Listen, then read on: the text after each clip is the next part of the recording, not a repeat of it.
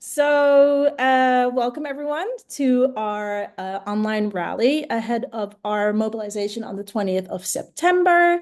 My name is Nonna. I will be co-hosting this call together with Steve, who is also on this call. Yeah, who's giving us a wave right now. Um, and yeah, thanks for joining us on this absolutely dreadful September day. At least it is in London. I don't know. Maybe the sun is shining somewhere else. I really hope that it is. I will hand over to Steve, who's also going to talk to you. Thanks, Nonna. Hi, everybody. I'm Steve. It's so nice to see so many people virtually. And I can see so many of you with your cameras off. That's incredible. I wanted to start by hearing a little bit from the people who are on this call. I wondered if there's anybody here who's already made their plan to come to London next Saturday for the Make Them Pay demonstration. If you have, like, maybe nod, maybe give me a thumbs up. This is really nice to like see where we are in the room. Oh, I'm getting lots of thumbs up. Would anyone, and I know I'm just putting you on the spot, would anyone be up for like unmuting and just like briefly telling us why it is that you think this is so important? Like, why are you planning to come to the Make Them Pay demonstration? If you would be up for that, pop your hand up on Zoom. You can do that by going to the bottom of your screen and clicking on React. Roshan, straight in there, amazing. Quickly, tell us why you think this is important and why you're coming to London next week. Well, I just think it's extremely unfair that the people with the most money pay the least. And also, to be honest, you made it very easy to go for people who don't live in London. So that was quite a big factor for me. I didn't need to think about planning anything or sorting anything out. You guys did all of that. So, yeah, I think it's an important thing and you made it easy. So, thank you. Oh, amazing. Thank you so much for sharing that. And yeah, it's so important that people are able to come from all over the country and show how united our movement is. I'm going to go straight to Leora. Hope I'm saying that right. Please tell us why you think this is important. Yeah, thanks. You said that good. Yeah, it's first of all, thank you for the convenience of attending. That makes a really, really big difference with London train prices and everything. But mostly I'm going because we had, was it 4 heat waves in 2 months? And I'm feeling it in my body. We keep talking about how we feel about the climate crisis and pollution, etc. And obviously in my heart, I am sad, I am grieving, but also I am literally physically dying here. And I'm young and fit, and I can't imagine what it's like for people who aren't. So I just want to scream. I just want to go out in the street and scream. I mean, yeah, thank you so much for sharing that. And I guess the good news amongst the cloud of lots of bad news is that together we're going to go out on the streets and scream in just 10 days. So thank you so much for that contribution. We'll hear from Rosemary and then we're going to move on. Thanks so much, everybody. Are you with us, Rosemary? Are you able to unmute and tell us briefly why you think Make Them Pay is important? Yeah, go for it. Apologies. I That was to say I'm coming to London. Well, I live in London anyway. That was why I raised my hand, and I'm in the middle of my dinner, which is why my video is off. So apologies. Nothing to apologize for. Thanks so much for letting us know, and to you and everybody else for joining us. Maybe it's your dinner time. Maybe it's before your dinner time. Um, Fantastic. Thanks so much to you three, two and a half for sharing your reflections. Nonna's now going to run through what we're going to be doing for the next 45 minutes or so together. So over to you, Nonna. Thanks. Yeah, really excellent to hear from these people. And also, Rosemary, enjoy your dinner, bon appetit and stuff. Really good for people to be doing the things that they're doing. So one of the housekeeping things we were going to say is like obviously people can be more comfortable keeping their cameras off, but if you are comfortable being on screen, then obviously we would encourage that because we really want to create a sense of community here with all of us. Having said that, video on, please, but do mute yourself because obviously it can get a bit noisy with sounds coming from well, if we don't know where they're coming from. So like I said, we have a packed agenda. After this, we'll hear from Daisy from Global Justice Now, who's going to talk a little bit about the actual demo. That's happening on the 20th, which people are telling us they're coming to, which we're super excited about. Then we'll hear a little bit from Rebecca Gowland from Patriotic Millionaires about why wealth taxes are important. And then we'll hear from James Meadway, who's an economist, about how it is actually possible, because I think a lot of times people, the counter arguments are like, oh, we can't do this, but we can. And we are going to have someone tell you exactly how. And then we'll go back to Steve, who will talk a little bit about some of the things we would love for you to do to help us make this demonstration a big success. And we'll have a bit of a scoop, which you'll have to stay tuned for, which will be revealed later on. But yeah, we'll have some exciting news to announce, which hasn't been announced yet, which you'll be the first to hear. I think a couple more people have joined us since we started, and I just want to say welcome to those people, and please do keep putting your names and where you're calling in from in the chat. And I think that's all I had to say, and I'll hand back over to Steve. Thank you so much. So before we hear from Daisy, who's going to run us through the plans for the 20th, just wanted to briefly say, there are how many people? There's about 70 of us on this call, and we had over 250 people sign up to attend, which means lots of people have done the classic thing, which is they know we're going to record this, they know we're going to send it to them, and they're going to catch up later. And that's fantastic, right? Because we all know the strength of our movements, the strength of our combined movements are it's our numbers, it's our people power. We don't have corporate backers, we don't have billionaires showering us with donations and gifts. What we've got is each other and our skills and our networks and maybe, I don't know, the odd megaphone here and there that we can drum up. So obviously some of us might be here to hear about Make Them Pay for the first time, and that's absolutely fine. Some of you might be seasoned supporters who've been working really hard on this for months, and that's brilliant. What we're going to do later on is going to spend 5-10 minutes together using our combined people power to do a little bit of that outreach, because this isn't a passive movement, right? This isn't a passive coalition. We actually need to make them pay. And taking to the streets in 10 days' time is a really significant part of that. And together we're going to do some stuff to make sure we can get as many people there as possible. And I'm going to hand over to Daisy in a second. Final thing for me to say is please do keep talking to each other in the chat. I can see people interacting. That's brilliant. Keep connecting with each other, keep talking. And as you do that, I'm hoping, Daisy, give me a thumbs up if you're good to go. Fantastic. The amazing Daisy from Global Justice Now is going to tell us a little bit about the plans for the 20th of September. Over to you. Thank you, Steve. Can you all hear me okay? Does my sound good? Great. Cool. Thank you all so much for coming. And yeah, we are just 10 days away from something very big. On Saturday, the 20th of September, thousands of us will be taking to the streets together, the streets of London, with one clear message. The billionaires, the polluters, the oligarchs, they have broken Britain, and it's time to make them pay. So we know that while ordinary people have been struggling with rising bills, crumbling public services, and a climate crisis that touches every corner of our lives, it is the super rich and the big polluters who are raking in obscene profits. We know this is not an accident. This is the result of a rigged system. And on the 20th, we're going to show that we're not going to stand for it any longer. I'll do a brief intro. I think most people will be fairly familiar with who Make Them Pay are, what we are by now, but just for anyone that doesn't know, Make Them Pay is an alliance of workers, of citizens, communities, unions, faith groups, climate activists, justice campaigners.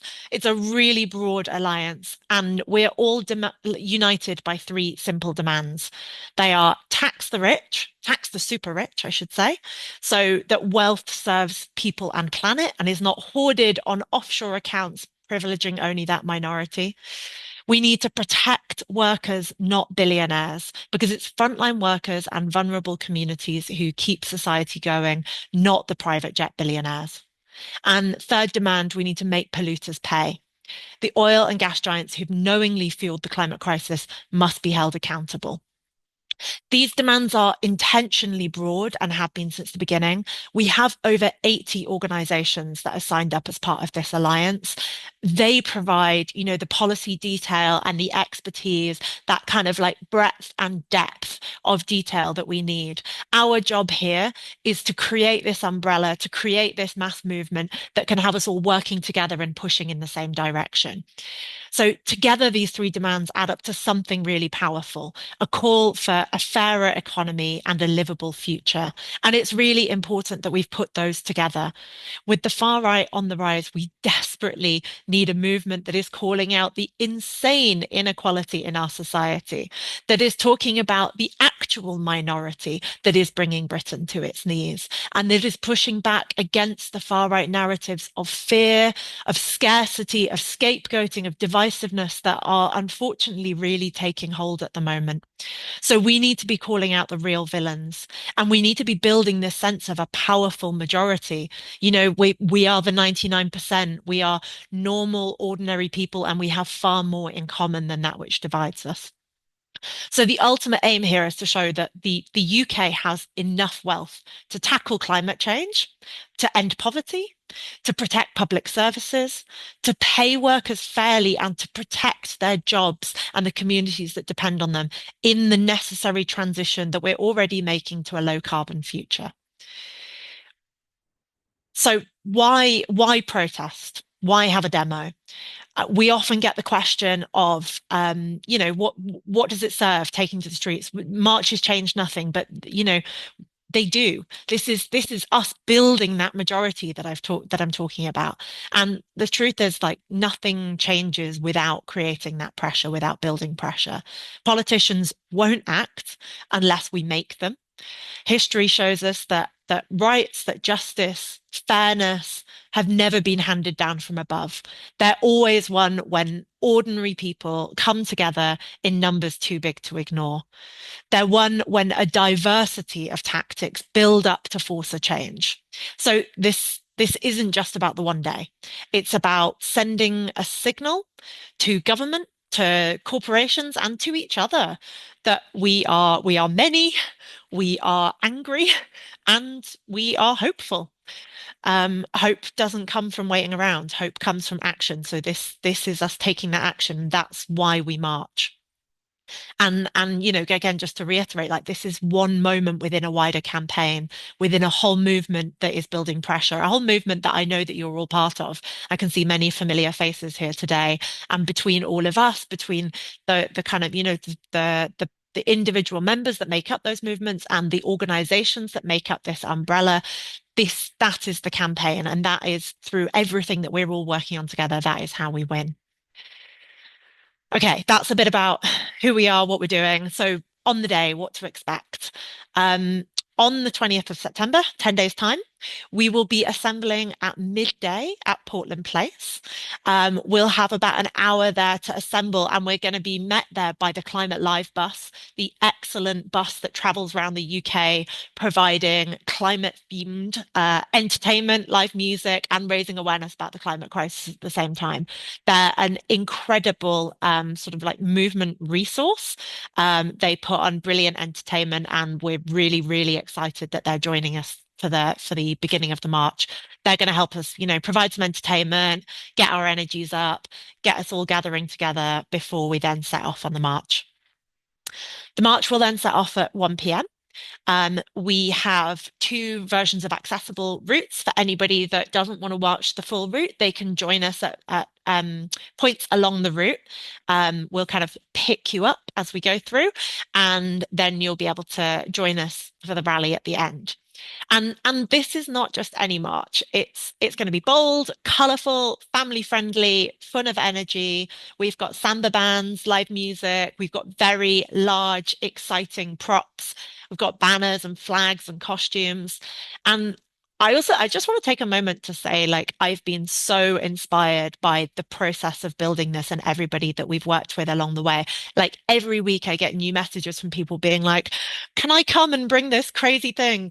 I've built this thing. Can we use it? I've got these like posters. Can we use it? And so many people, partly because the messaging is so connected to what kind of everyone is saying right now. I mean, that was some of the initial success that we had in building this alliance was the number of different groups that said, "Oh my God, yeah, you're saying exactly what we're campaigning on right now." It really does feel like the kind of the three broad demands that we've kind of centered this campaign on are really representative of how everybody is feeling right now and what everybody thinks should be the priority for what we're campaigning on. So yeah, and it's been brilliant and really exciting for me to see that manifest in people's creativity and enthusiasm. And yeah, I won't give away any spoilers, but please do turn up on the day and come and see some of the really exciting things that people have got planned, because I think it's going to look fantastic. Um, We've also got 9 vibrant blocks. We've got so everyone can find their place in the movement. So this is representing like really broad swathes of the movement, which was the original intention of this campaign. We've got the parents, family, and kids block. We've got economic and social justice groups. We've got Palestine solidarity block. We've got migrant and racial justice. We've got the workers and the trade unions. We've got billionaires out of fashion. That's the fashion workers and garment workers. We have the faith groups. We've got nature and calling for restore nature demands. We've got the climate justice groups. And obviously, anyone else is welcome to join. You're welcome to join one of those blocks. You're welcome to march by yourselves or with your friends and family. Yeah, there's lots of different places that everyone can slot in there. So the march will be 1 p.m. until 2:30, and then we'll arrive in Whitehall, and then we're going to hear from an incredible lineup of speakers. So the rally is an hour and a half. Some of you may have seen on our kind of like social media and announcements, we've already got some really exciting speakers confirmed. So we've got Zach Polanski, the newly elected leader of the Green Party, who has been championing climate justice in politics for a long time. But when I say climate justice, I really mean that climate, racial, economic, social justice. And he's already hit the ground running as leader, like really taking the far right head on in his campaigning for the Green Party. So that's really exciting, and I can't wait to hear from him. We've also got Faiza Shaheen, the economist and campaigner, and now director of Tax Justice UK.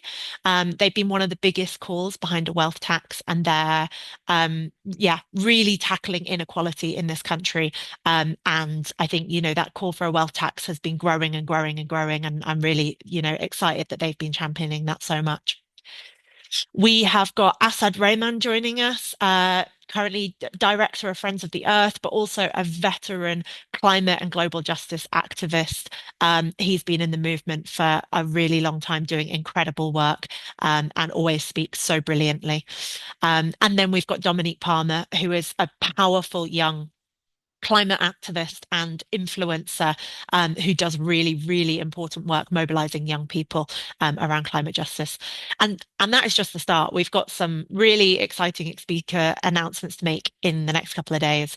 And yeah, so keep your ear to the ground. Yeah. And then end of the demo, most likely everybody's welcome. We'll probably go to the pub, because that's part of the important thing of doing a demo is we have fun, we make friends, we build connections, we strategize, and we've got people coming from all over the country, and it's really exciting that we're all going to get to be in the same place together. We might have to go to different pubs, but yeah, it's that kind of building connections, really, really important part of it. Where does this march sit within the bigger picture? I want to talk very briefly about the UK. So this isn't happening in isolation. I want to acknowledge that it's happening an incredibly busy and intense couple of weeks of action. I know lots of you will be involved in quite a few of the different things happening around about now. We've obviously got big demos happening at the moment around, for Palestine, with the president of Israel visiting and the Dicey Arms Fair.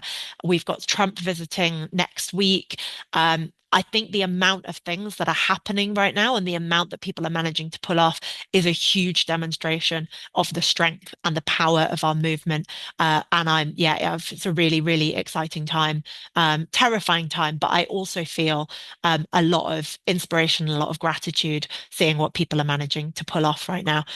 So yeah, an acknowledgement that it's a really busy time, and thank you all of you for taking the time to get involved in this.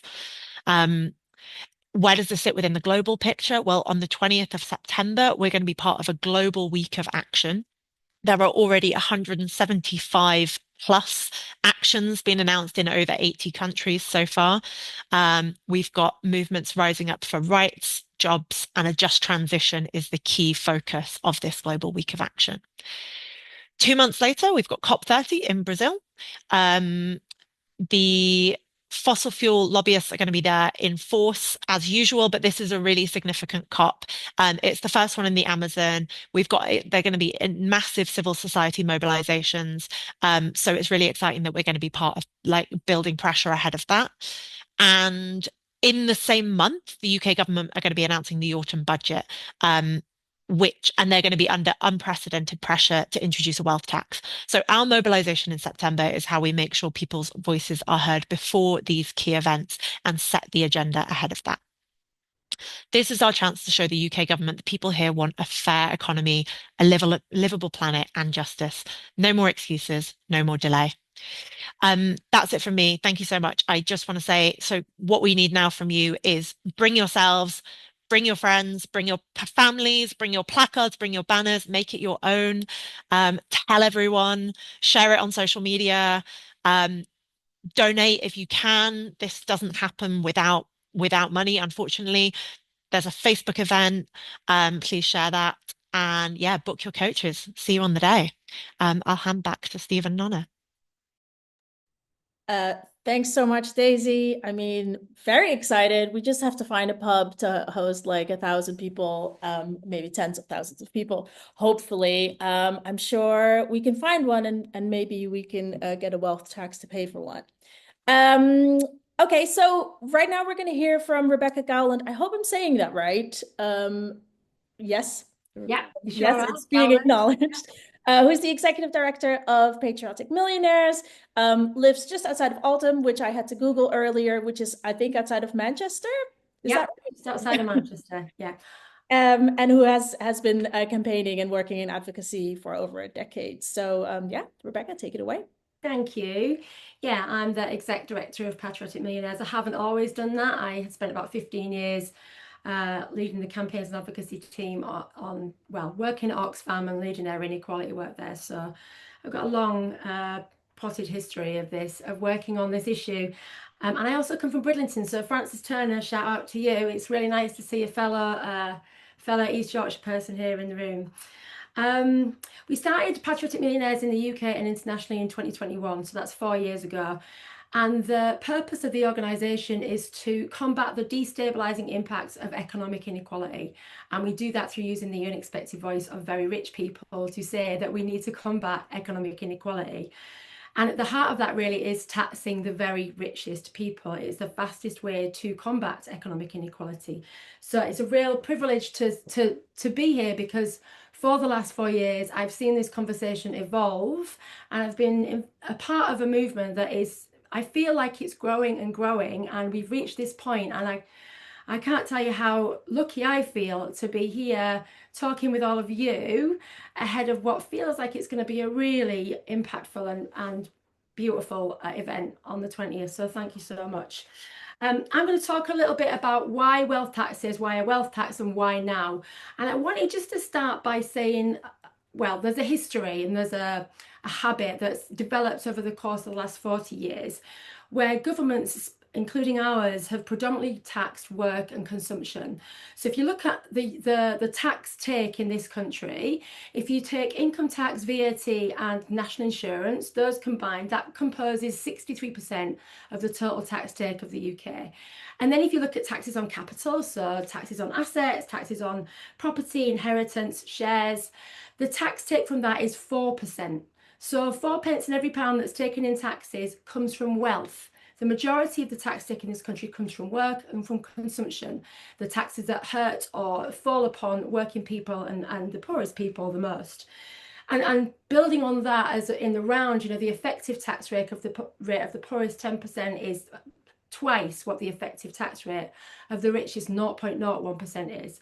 So our tax system, it needs a complete overhaul. It really does, in order for it to become fairer and to be simplified. We need to be taxing wealth more progressively, and considering how we tax work, it's certainly next to how we tax wealth.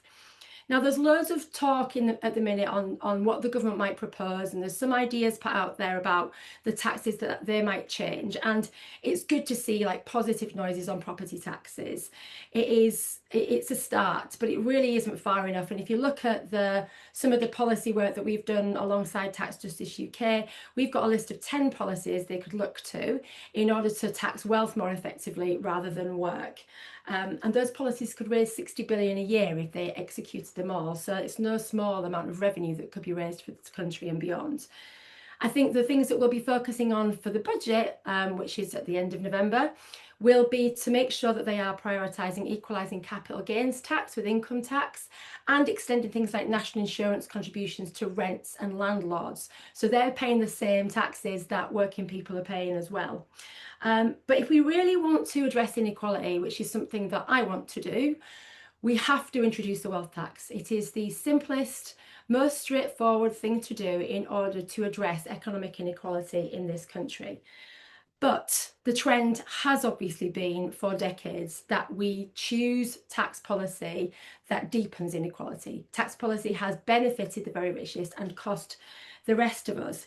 And I think the latest, I suppose, expression of that is the fact that we've seen tax thresholds freeze for ordinary people, dragging millions into higher tax brackets over the course of the last 10 years, and yet very limited tax changes to the very richest. Yes, we saw the abolition of the non-dom status this year, which is great. It's a great start. We saw some tweaks to capital gains, but really nothing compared to the weight of tax raising that kind of falls on ordinary people.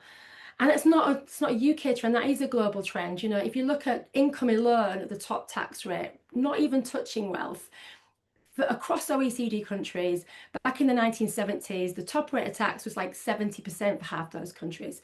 By 2013, that had been halved. It has been a real trend, kind of people obsessed with trickle-down economics and the idea that that could work since the mid-1970s. Now, that combined with the fact that over the last 15 years, wages for normal people in this country have risen effectively by £16 since 2010.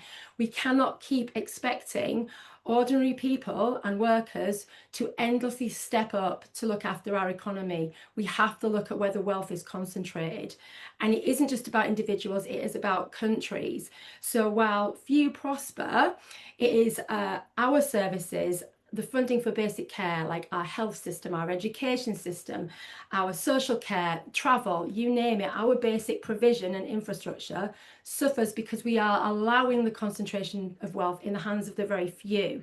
Back in 1989, our public wealth was around 360 billion. Now, by 2024, that had sunk to minus £1 trillion. And that's happening simultaneously while billionaires in this country have risen from 29 in 2010 to 156 this year. It's happening while 40 families in this country now have the same wealth as the bottom half of the country. So there is a very, very clear problem of imbalance and a very clear common sense solution that we just need to pick up and we need to deliver. Taxing wealth will address economic inequality. So what is the imperative now? Everyone is moving on this. And the reason they're moving on this is because the cost of extreme wealth is becoming so bloody obvious. You know, when we used to talk about inequality, we think about it in terms of the impact of poverty. We have to start considering the concentration of extreme wealth as alongside poverty. It's not a one-sided problem. And millionaires that I work with, I'm not one, recognize this problem too, right? So the extreme wealth is costing us all. It's costing the things that we hold most dear. It is a huge cost to our democracy. We can see that so blatantly now. You know, Elon Musk has done us all a big favor in demonstrating that there is a huge amount of deep political capture that happens between money and politics. There is a huge risk to our economy. You know, if we keep prioritizing capital, returning to the very richest, common sense policies just go out of the window and we breed economic instability. There is a very huge risk to our planet, as you all know extremely well. Billionaires are responsible for 1 million times more carbon than the average human being. There is a risk to our media, which is bought up by monopolistic dynasties, and that's just both traditional and social media. The same applies to law. Our laws are set in favour of a wealth defence industry and the richest people who can influence them. And our social cohesion, as already mentioned, the social divide is increasing and cohesion is disappearing. You know, it is entirely corrupted and disrupted by this extreme divide that we are facing in our societies. And rich people know that too, and they don't want it either. You know, well, some do, but not all of them, because it costs us all. This problem of extreme wealth is costing us all. And I guess the problem, what is the problem for now, for the budget and for this parliament? What does it mean for them that we're seeing extreme wealth, you know, break down social cohesion? Well, the government is in a proper pickle. The narrative, the political narrative that exists at the minute and that's winning is designed by the far right. People feel ignored, they feel desperate, they cannot trust their political representatives anymore. We all feel that, and we all know that. And it's unsurprising that so many people are turning to anything, any soundbite that is delivered to them that is easy. But there is a huge opportunity that we are missing, because our policies and our ideas are popular with the majority of people. We have the space, this government has the space to win back people and to win back the narrative. Reform voters are hugely lean towards economic left policies. So we need to capture that. And we can look at this really simply through what's going on over the course of the last month, this notion of patriotism, what people think patriotism is. We need to be reframing those ideas. You know, it's very on trend to say you're patriotic and raise a flag at the minute, but the whole notion of that has been captured by the far right. And we need to take back that. We need to get rid of that toxicity. The government and us need to reframe how we think about things like patriotism to mean us investing in our country, to improve our country. People like Zach Polanski are already doing this really, really well. And the government has an opportunity to do that too. It can also say, now the patriotic thing to do is to invest in our country by taxing the very richest people to pay for that, in the same way that ordinary people have been paying for that for the past 50 years. And the positive mood around this is that the public support it. 78% of the public support a 2% tax on the very richest. We polled Millionaires back in May this year and found that 80% of UK millionaires support a 2% wealth tax. It is overwhelmingly a popular policy. Half of MPs, when they're asked, we polled them back in May as well, they also support a 2% wealth tax, not taxing wealth in the round, but a 2% wealth tax over any further cuts to the country. We see Emily Thornberry coming out with it in her bid for deputy leader. As I said, Zach Polanski, voices from across civil society, all now uniting in the need to tax the very richest. And to me, the government just absolutely has to seize this opportunity. It has to seize it now. If it wants to win back the political frame that we're all existing in, it has to tax the very richest. And I just feel so happy and privileged to be here to be able to say that with you all, and so grateful that this event is happening. So thank you very much for having me. Thanks so much, Rebecca, for that brilliant and impassioned speech. And I also love people just going off in the chat. Like, clearly this is a topic that so many people agree on in different ways and feel really passionate about. And that's what we want on the 20th, for people to bring the fire. But in the meantime, I will introduce our next speaker, James Meadway. Oops, sorry, something is going wrong with me technically, and it's solved. Sorry, James. James is former advisor to Shadow Chancellor John McDonnell, an economist and director of Progressive Economy Forum, and he's going to speak to us about the how of the wealth tax. Oh yeah, thanks everyone. Thanks for the introduction and to speak here. I'll keep it pretty quick because that was a kind of comprehensive rundown, a very thorough rundown of lots and lots of the most important points, I think, from what people have just been saying now. I'm also not actually director of the Progressive Economy Forum any longer. I'm a host of a podcast called Macrodose. I suppose that's one of the things I'm doing. But I was asked here to give a kind of economist perspective, I suppose, on what it means to have a wealth tax and perhaps to deal with some of the arguments that you come across when um, people oppose the idea of a wealth tax. Because I think that the case has been made very, very well about what is wrong with wealth inequality. But then if you say, well, let's have a wealth tax, there's probably sort of three sets of arguments you get some pushback on.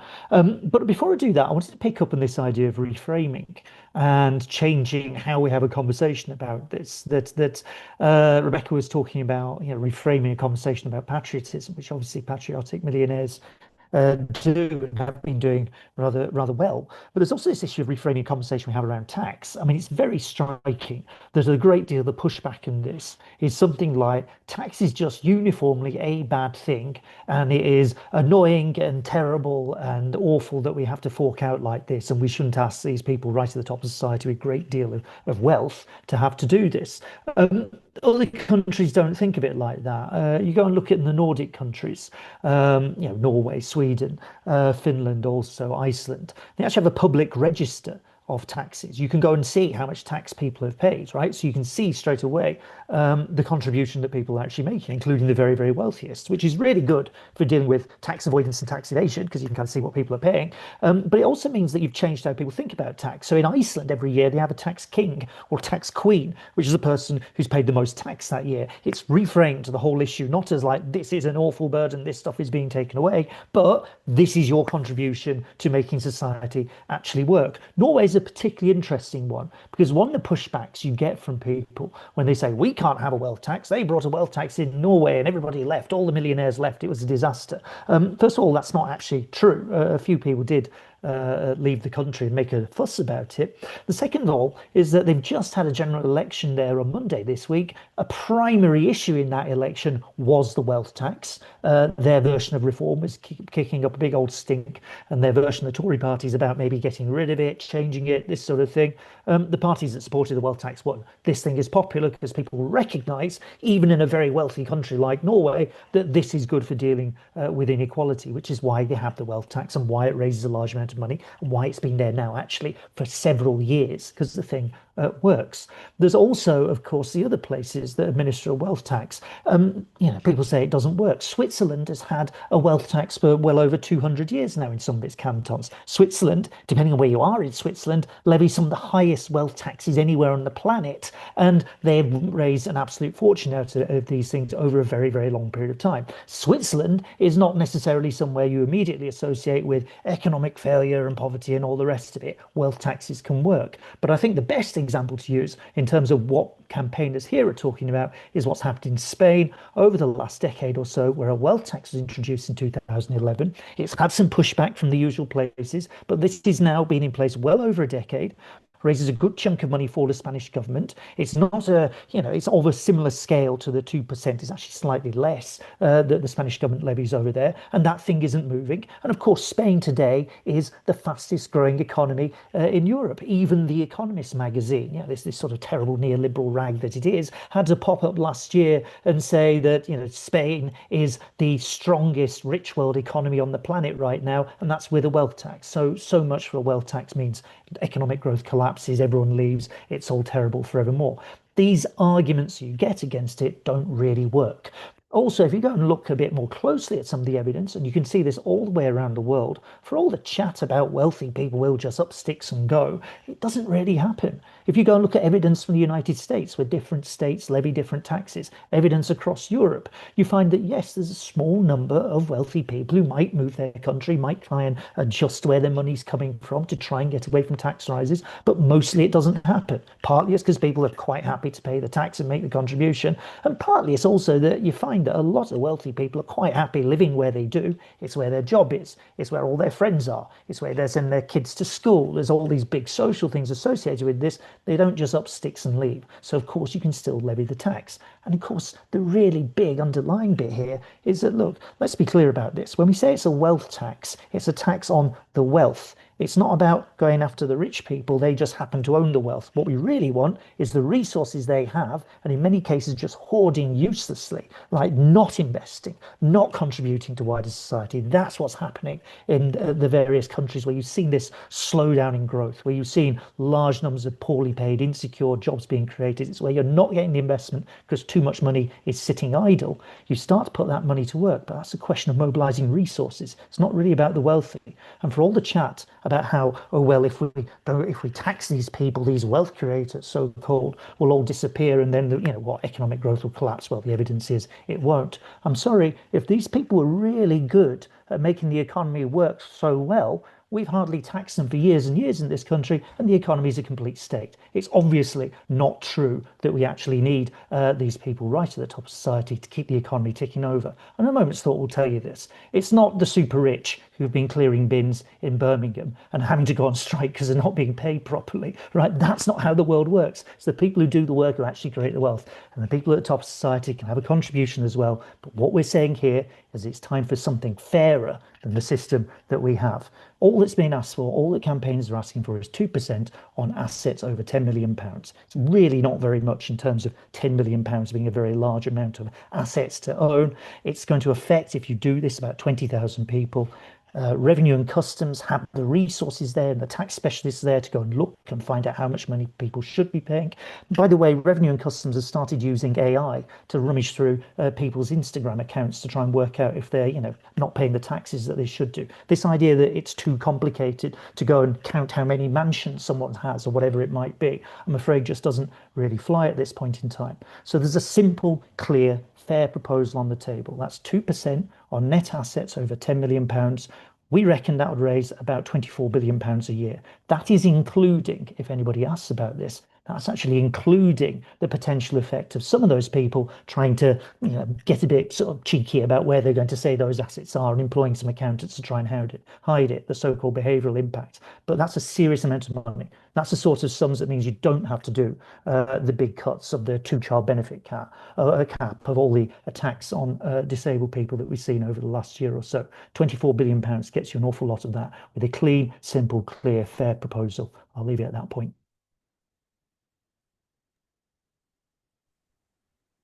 Thank you so much, James, and Bex as well. And especially James is not currently in the UK and is on a time difference, so really appreciate you joining.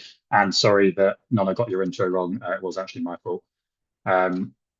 James Meadway, everybody, thank you very much. You can use your Zoom React function to do this and put a little clappy sign at the top of your screen, which is very nice, isn't it? Okay, so we've just heard from our fantastic speakers a little bit about why it's so important that we further the demands that the Make Them Play platform is advocating for, and also a little bit about how we do that, which is absolutely fantastic. Now, of course, we're holding this online rally 10 days before our massive mobilisation in London, and it's great to see people sharing ideas in the chat about what kind of arguments we should be advancing and what kind of things this platform should do into the future. But the first step, the really big step, is that we make a statement, and we make that statement by taking to the streets in our tens of thousands next Saturday on the 20th. Like I said earlier, this isn't a movement for kind of passive observers. Of course, some people are in that position because they have to be, but there's an action that we can all take right now on this call to make sure we get as many people out on the streets on the 20th as possible. So what I just want you to briefly do is we're going to ask you to message, maybe it's a friend, maybe it's a child, maybe it's a sister, maybe it's an auntie's, cousins, mates, dog sitters, barber, whoever it might be. Maybe think of 2 or 3 people that you've been to demonstrations with before. Maybe think of someone, they might be in your networks, they might be in an activist group with you. They might be someone who you know from your local cafe or whatever that isn't the kind of person that turns out to the streets. But it's so important that we get people beyond our usual networks out as well, and bringing our movement together in moments like this, like next week on the 20th, is how we have those conversations and how we build our power and how we advance our demands. So as you can tell, I'm rambling a bit to give you all a little bit of a chance to think of someone that you might want to message, whether you use WhatsApp, whether you use Signal, whether you are going to send an email. Maybe this is something that you're going to send to a group. Maybe you've got a group of people that you know are keen to come down for Make Them Pay. And in a second, the little magical Zoom elves in the background are going to drop some template messages into our Zoom chat that you can just copy and paste and send wherever it needs to go. They're going to do that in a moment, though, because as we said, we're going to announce exclusively for the people on this call one of our speakers. And before I do, shout out to, I know there's going to be hundreds of people likely watching the recording of this. This kind of action, like messaging people or messaging groups, it doesn't have to be done right now at 6:47 on Wednesday. Whenever you're watching this, it will take you 2 minutes to spread the word about Make Them Pay and make that demonstration as big and vibrant as possible. I guess I get to announce. Amazing speaker announcement confirmed today. He's a man. I think he's got shaved hair like mine, but he's got millions more followers than me, and he's probably much cleverer than me. Yes, drum roll, please. You can see my colleagues grinning at this highly curated and prepared introduction. Anyway, Gary Stevenson, woo, will be joining us at the Make Them Pay demonstration on the 20th. One of the leading voices calling in particular for a wealth tax, such an important voice in this space. Really happy that he's going to be joining us. And to that end, the magical elves, the magical Zoom elves from their magical Zoom elf land have dropped some template messages in the chat. We heard earlier from, I'm so sorry, I can't remember your name, but one of the people who contributed at the start pointed out that we've done quite a lot of work centrally to make it as easy as possible to get to this demonstration. We've got 2 template messages for you to send. One of them would be to send to people who are already in London, and one of them will be to send to people who are outside of London, because we've organised a boatload of coaches. Can you have a boatload of coaches? A coachload of boats coming from all over the country, descending in central London.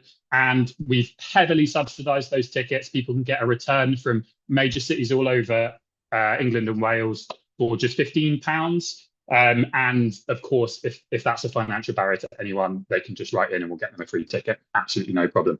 So let's drop those template messages in the chat one more time so they're right at the top/bottom, as visible as possible. So if he's put me in my place, a boatload of coaches is called a ferry. I'm ashamed to admit we haven't organised any ferries for this demonstration, but maybe in the future we can organise some ferries. Those template messages are going in the chat. It's so important we get as many people out on the streets as possible on the 20th. Hopefully you're all sending them away. If you've already done it, pop in the chat and tell me one person that you sent that message to, or maybe tell me one group that you've sent that message to. Or maybe I'll pick on someone. I'll pick on someone if I don't see.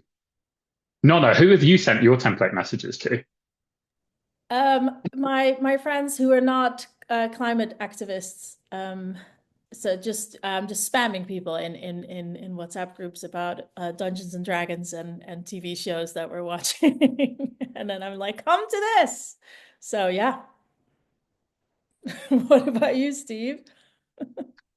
I'm going to send in a second, because I've been busy for the last 2 or 3 minutes rambling about ferries. But in a moment, I'm going to send template message to my housemate, who isn't super political, but he is increasingly, he really cares about like the injustice in the world, and he's increasingly getting involved in work like this. So I'm going to send him a message. I'm going to send my mate in Manchester, which is one of the places we've organised a coach from. I'm going to send him the message to mate from college, and I'm going to think of a third person. Thanks for asking. Very specific, Steve. Very specific and good. Like, yeah. Also, if you have WhatsApp groups that you can just bomb, then please, maybe that was a poor choice of words, but that you can drop this message in, then please do. If you can think of specific people who would be interested in this, then also do that. Steve, do you have anything else that we want people to do? Not right this second. Like, if people have questions about the platform, head to the website, message your groups, send out your emails. The magical Zoom elves have been dropping like fundraising links. They've been dropping social media links. We put out a really fantastic reel on like Instagram and Facebook and other social media today with some recognizable faces and some really inspiring people in it. So that's something people can share and share on social media. Do all the things. Let's build this platform, and I'm really excited to see everyone on the 20th. Yeah, I think sharing the social media post is also a very good gateway into seeing who of your friends you can approach to actually then send a message and be like, do you want to join me for this? It's a good way to get a feel of where people are at. So yeah, do go to our social media, follow us on all the platforms, and share our posts if you can. I think we're wrapping up now. I'm personally very impressed with our timekeeping. I know some of our crew were like, "Oh, we're running over," but you know what? This is very good. I'm very proud of us. Thanks everyone for coming. It was so good to see you. We're incredibly excited to see you on the 20th. The vibe today, like everybody's passion for this topic has been incredible. I personally feel very hyped. I hope you all feel very hyped. Please remember to share our social media posts and keep reaching out to friends or family over the weekend and try to get as many people as possible on the 20th so we can really show like the government and the media and everyone how much people care about this and how necessary it is. The only other thing I was going to say as people are dropping off is that obviously these demonstrations also cost a lot of money. I know things are tight for a lot of people, but if you had a couple of quid to spare, to chip in, to pay for this big demonstration, then there is a link in the chat now where you could make a donation if you could afford to and if you so felt like it. And I think that is us. I'm just double checking with all of my colleagues, just looking at their little Zoom windows, but I think we're all good. So yeah, just wish you a very good night and hope to see you on the 20th. Bye, everyone.